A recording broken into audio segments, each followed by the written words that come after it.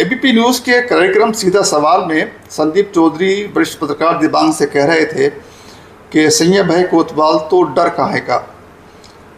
ये बात उन्होंने पश्चिम बंगाल चुनाव के संदर्भ में कही थी।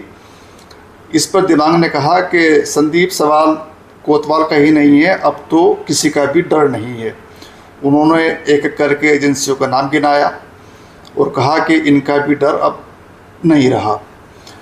संदीप चौधरी की बात से इत्तेफाक हम कर सकते हैं, क्योंकि पश्चिम बंगाल में चुनाव हो रहा है और जो हम देख रहे हैं वो बहुत अभूतपूर्व है। पश्चिम बंगाल में 3 लाख अर्धसैनिक बल के जवान उतार दिए गए। शायद ही किसी राज्य के चुनाव में इतने जवान उतारे गए होंगे। ये किस लिए है?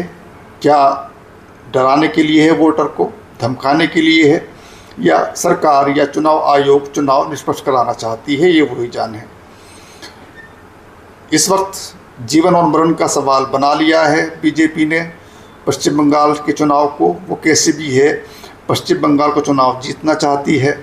उसको लगता है कि जब हिंदी के सभी प्रदेशों पर उसका कब्ज़ा हो चुका है तो पश्चिम बंगाल क्यों हमसे पीछे रहे। ठीक है, केरल में अभी वो दूर हैं, तमिलनाडु में भी दूर हैं, लेकिन पश्चिम बंगाल में लगता है उनको कि वो सत्ता में आ सकते हैं। और इसके लिए उन्होंने जो फील्डिंग जमाई है वो भी अभूतपूर्व है।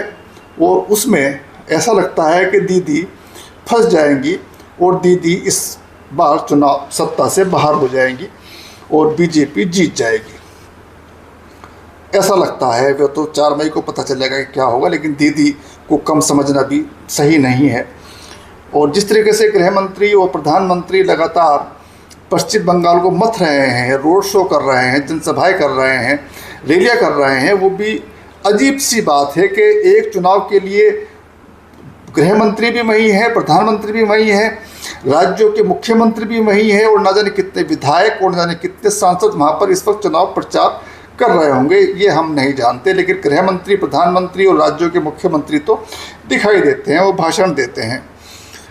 तो आप समझ सकते हैं कि इस वक्त पश्चिम बंगाल का चुनाव कितना अहम है बीजेपी के लिए। वो उसको हर हाल में जीतना चाहती है और शायद जीत भी जाएगी।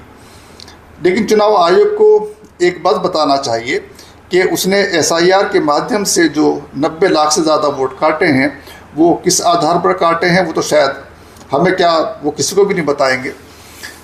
बहरहाल चुनाव प्रचार के वक्त भी दीदी के बारे में जो कुछ कहा हमारे गृह